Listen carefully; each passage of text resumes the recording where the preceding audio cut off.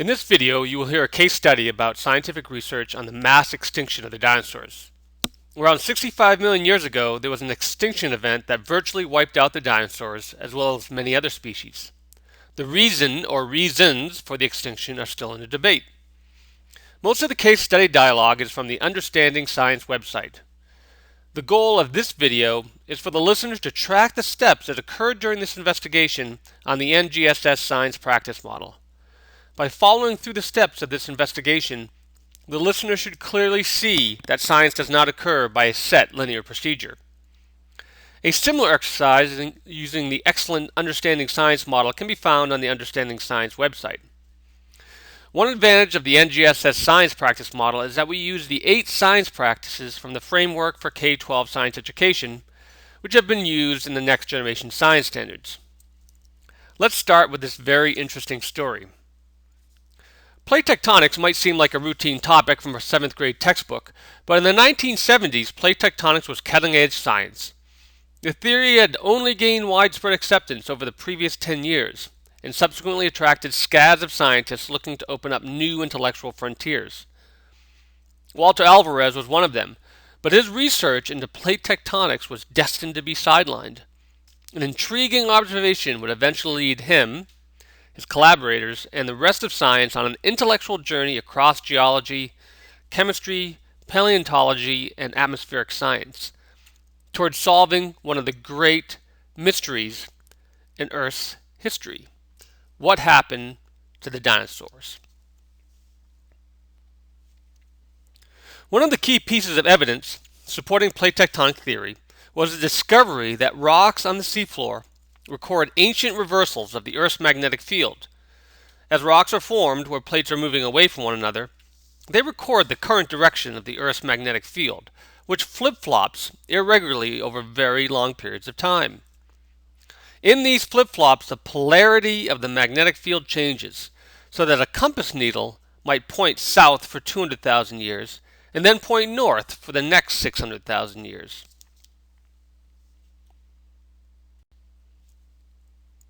Walter Alvarez, an American geologist, and his collaborators were looking for independent verification of the timing of these magnetic flip-flops in the sedimentary rocks of the Italian Apennine Mountains.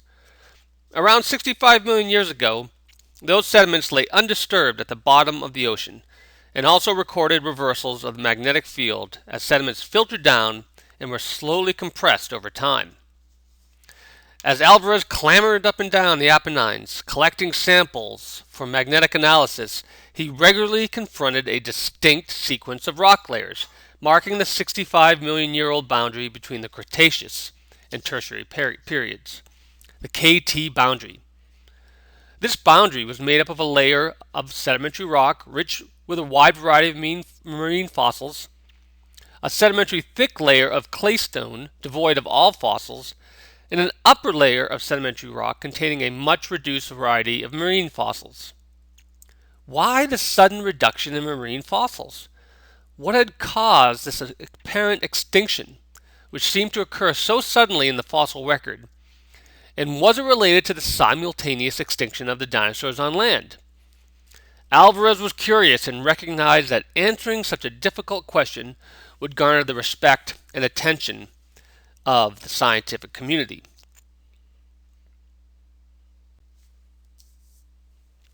On your paper copy of the NGSS science practice model, write a number 1 for the science practice that you think occurred during the previous narrative about Walter Alvarez.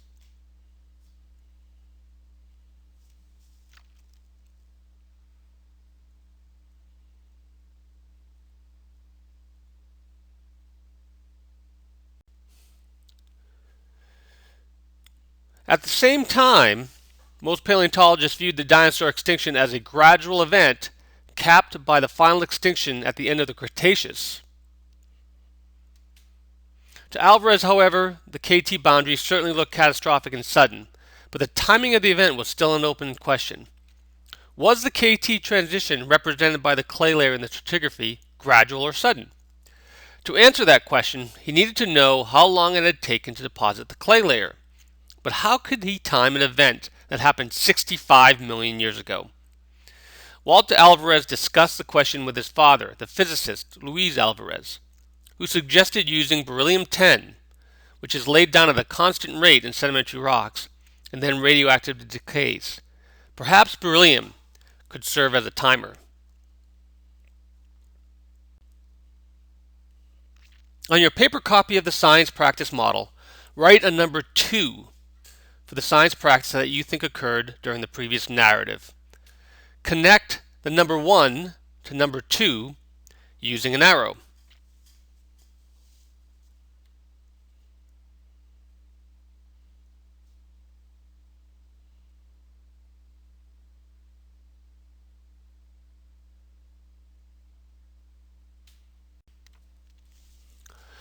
The idea was to recruit Richard Muller, another physicist, to help measure the amount of beryllium-10 in the clay layer, correct for how much the beryllium would have decayed since then, and then reason backwards to figure out how many years would have had to pass for that much beryllium to be deposited.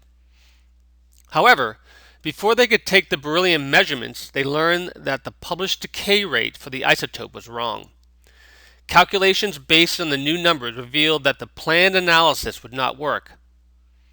For the amounts of beryllium that they could detect, the timer in the 65-million-year-old layer would already have run out. All of the beryllium would have decayed away.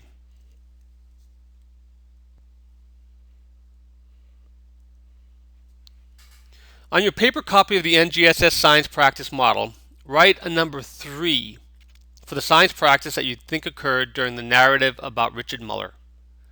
Connect the number 2 practice to the number 3 practice using an arrow.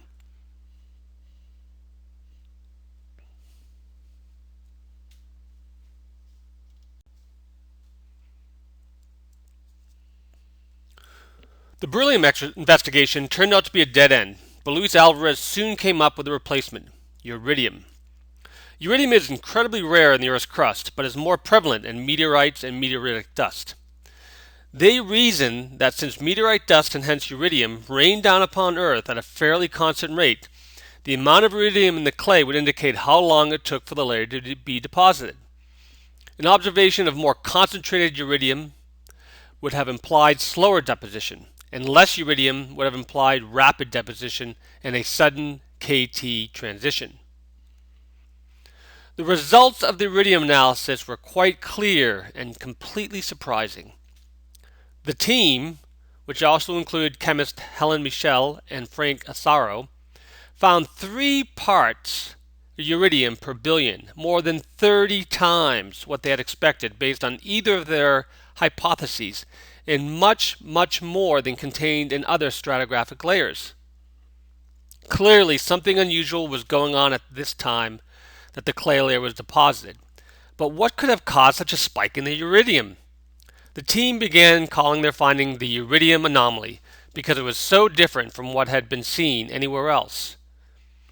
Now Alvarez and his team had even more questions, but first they needed to know how widespread this Iridium Anomaly was. Was it a local blip, the signal of a small-scale disaster restricted to a small part of the ancient seafloor? Or was the iridium spike found globally, indicating widespread catastrophe?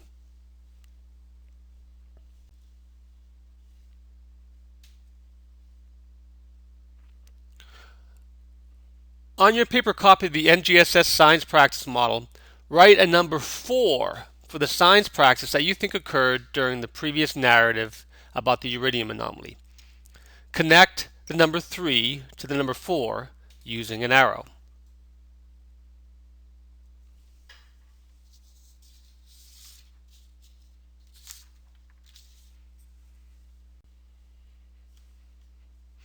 Alvarez began digging through published geologic studies to identify a different site that also exposed the KT boundary. He eventually found one in Denmark and asked a colleague to perform the iridium test.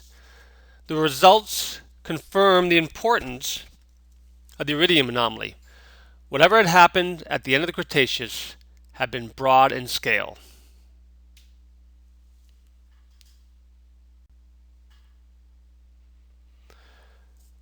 On your paper copy of the NGSS Science Practice Model, write a number 5 for the science practice that you think occurred during the previous narrative about finding iridium anomalies in other places. Connect the science practice outlined by number 4 to the science practice outlined by number 5 using an arrow.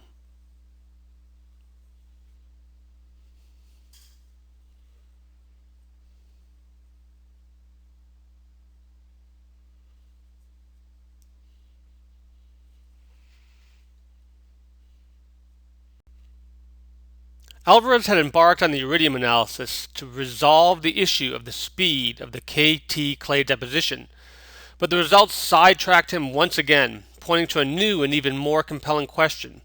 What caused the sky-high iridium levels at the KT boundary? The observations of high global iridium levels happen to support an existing hypothesis. On your paper copy of the NGSS science practice model, write a number 6 for the science practice that you think occurred during the previous short narrative. Connect the science practice outlined by 5 to the new practice outlined by 6 using an arrow.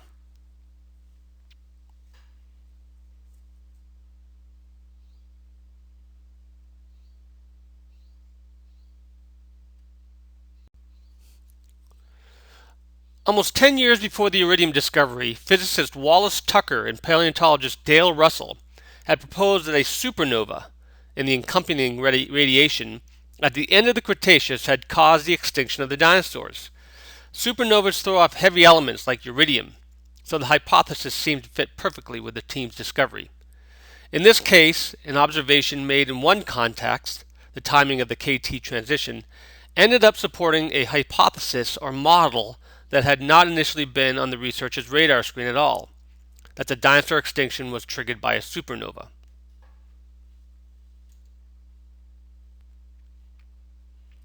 On your paper copy of the NGSS science practice model, write a number 7 for the science practice that you think occurred during the narrative about Tucker and Russell's model. Connect the number 5 science practice to the number 6 science practice using an arrow.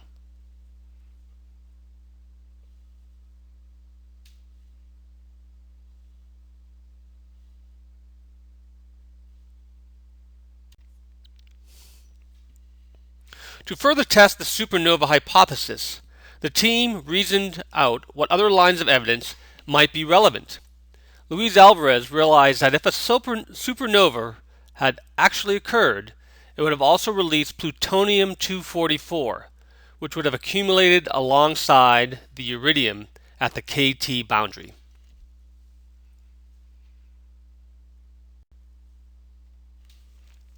On your paper copy of the NGSS science practice model, write a number 7 for the science practice that you think occurred during the previous narrative about the potential for plutonium-244 to be at the boundary. Connect your number 7 practice to the new number 8 practice using an arrow.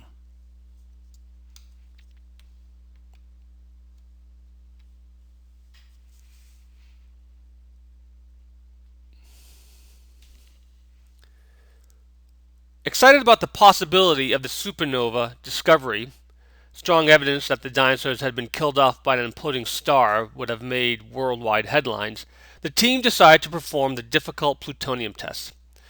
When Helen Michel and Frank Asaro came back with the results, they were elated to have discovered the telltale plutonium. But double-checking their results by replicating the analysis led to disappointment. Their first sample had been contaminated by an experiment going on in a nearby lab. There was no plutonium in the sample at all, contradicting the supernova hypothesis.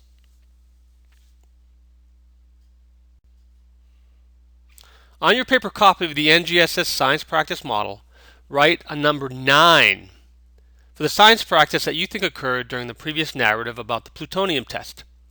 Connect the number 8 to the new number 9 using an arrow.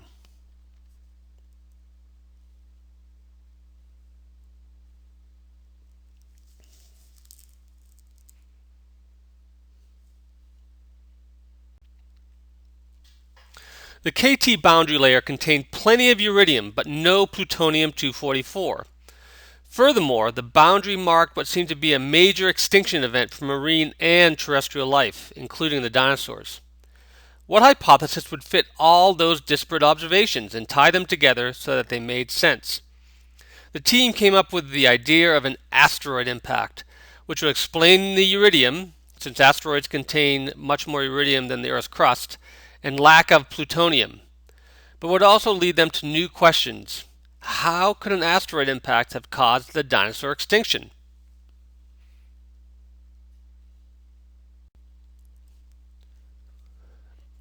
On your paper copy of the NGSS Science Practice Model, write a number 10 for the science practice that you think occurred during the previous narrative about the ideas for the KT extinction. Connect the number 9 practice to the new number 10 practice using an arrow.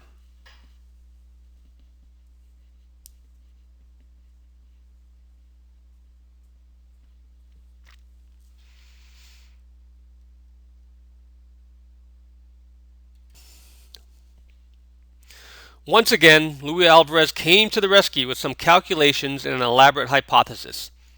Talks with his colleagues led him to focus on the dust that would have been thrown into the atmosphere by a huge asteroid impact. He hypothesized that a huge asteroid had struck Earth at the end of the Cretaceous and had blown millions of tons of dust into the atmosphere. According to his calculations, this amount of dust would have blotted out the sun around the world, stopping photosynthesis and plant growth, and hence causing the global collapse of food webs. This elaborate version of the hypothesis or model did indeed seem to fit with all three of the lines of evidence available so far: lack of plutonium, high iridium levels, and a major extinction event.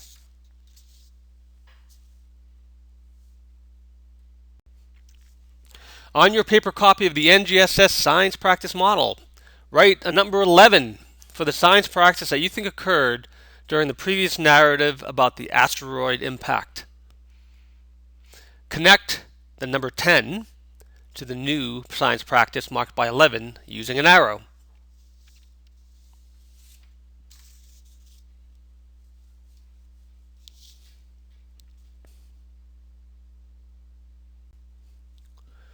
Meanwhile, word of uridium spike at the KT boundary in Italy and Denmark had spread. Scientists around the world had begun to try to replicate this discovery at other KT localities and had succeeded. Many independent scientific teams confirmed that whatever event had led to the Iridium Anomaly had been global in scale. In 1980, amongst this excitement, Alvarez's team published their hypothesis, or model, linking the Iridium Anomaly and the dinosaur extinction in the journal Science, and ignited a firestorm of debate and exploration. In the next 10 years, more than 2,000 scientific papers would be published on this topic.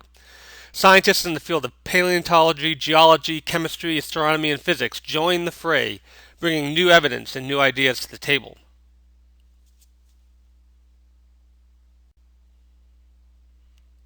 On your paper copy of the NGSS Science Practice Model, write a number 12 for the science practice that you think occurred during the previous narrative about the publication of the results.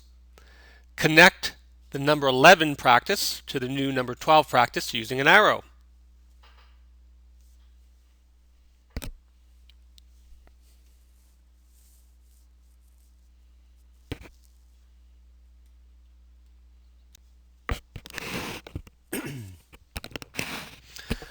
A real scientific controversy had begun. Scientists were confident that the dinosaurs had gone extinct and were confident that widespread iridium anomaly marked the KT boundary. However, they vehemently debated the relationship between the two and the cause of the iridium anomaly. Alvarez's team hypothesized a specific cause for a one-time historical event that no one was around to have directly observed. You might think that this would make the hypothesis impossible to test or that relevant evidence would be hard to come by. Far from it. In fact, the scientific community picked up the idea and ran with it, exploring many lines of evidence, all relevant to the asteroid hypothesis. For example, extinctions. If an asteroid impact had actually caused a global disaster, it would have led to the sudden extinction of many groups. Thus, if the asteroid model was correct, we would expect to find many extinctions in the fossil record that line up exactly with the KT boundaries, and a few that occurred in the millions of years leading up to the end of the Cretaceous. Impact debris. If a huge asteroid had struck Earth at the end of the Cretaceous, it would have flung off particulates from the impact site. Thus, if the asteroid hypothesis was correct, we would expect to find particles from the impact site. Glass. If a huge asteroid had struck Earth at the end of the Cretaceous, it would have generated a lot of heat, melting rocks into glass. Shock waves. If a huge asteroid had struck Earth at the end of the Cretaceous, it would have generated powerful shock waves. Tsunami debris. If a huge asteroid had struck one of the oceans at the end of the Cretaceous, it would have caused tsunamis, which would have scraped up sediments from the bottom of the ocean and deposited them elsewhere. Crater. If a huge asteroid had struck Earth at the end of the Cretaceous, it would have left behind a huge crater. Thus, if the asteroid hypothesis were correct, we would expect to find a gigantic crater somewhere on the Earth dating to the end of the Cretaceous.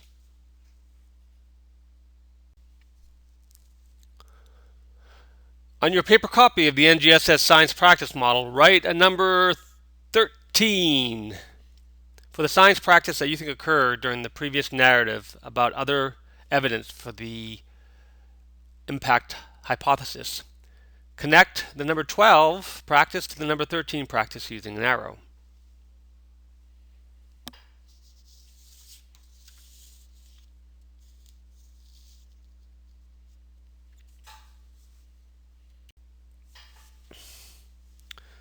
The evidence relevant to each of these expectations is complex and involved the work of scientists all around the world. The upshot of all of that work, discussion, and scrutiny was that most lines of evidence seemed to be consistent with the asteroid hypothesis. The KT boundary is marked by impact debris, bits of glass, shocked quartz, and tsunami debris, and of course the crater. The 100-mile-wide Chicxulub Crater is buried off the Yucatan Peninsula. Shortly after Alvarez's team published their asteroid hypothesis in 1980, a Mexican oil company had identified Chicxulub as a site of a massive asteroid impact. However, since the discovery was made in the context of oil exploration, it was not widely publicized in the scientific literature. It wasn't until 1991 that geologists connected the relevant observations with the asteroid hypothesis. Chicxulub might seem to be the smoking gun of the dinosaur extinction, but in fact, it is far from the last word on the asteroid hypothesis. On your paper copy of the NGSS Science Practice Model, write a number 14 for the science practice that you think occurred during the previous narrative about the Chicxulub Impact Crater. Connect the number 13 to the new number 14 using an arrow.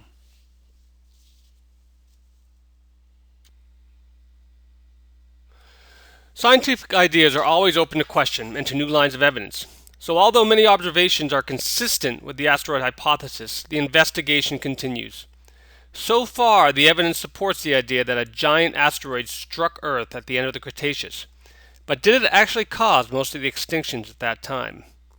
Some observations point to additional explanations. Further research has revealed the end of the Cretaceous to be a chaotic time on Earth, even ignoring the issue of a massive asteroid collision. Volcanic activity peaked, producing lava flows that now cover about 200,000 square miles of India. Major climate change was underway with general cooling punctuated by at least one intense period of a global warming. Sea level dropped and continents shifted with tectonic movements. With all this change going on, ecosystems were surely disrupted. These factors could certainly have played a role in triggering the mass extinction. But did they? In short, the evidence points to several potential culprits for the mass extinction. Which is the true cause? Well, perhaps they all are. The science story of exploring for the causes of the extinction of the dinosaurs is an excellent example of the scientific process. What does your NGSS science practice model look like? Can you pick out a linear process, or is it more chaotic and nonlinear? Did you use all the practices? Was it always clear what practice was in use during different stages of the investigation? We encourage you to think about these issues and also to think about how you might use this model in your teaching and learning.